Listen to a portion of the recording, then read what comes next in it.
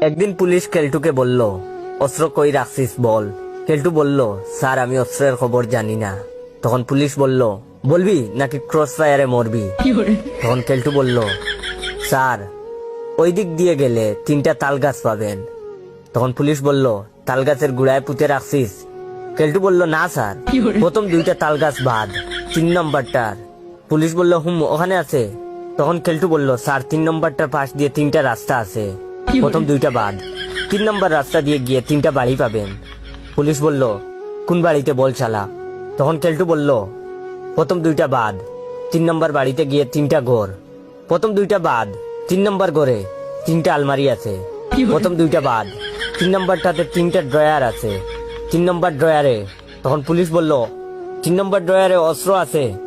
তখন কেলটু বলল, স্যার 3টা ছবি আছে, আর 3 নম্বর ছবিটা আমার মৃত বাবা বল্টুর। ওই ছবির কসম স্যার, আমি অস্ত্রের খবর জানি না স্যার।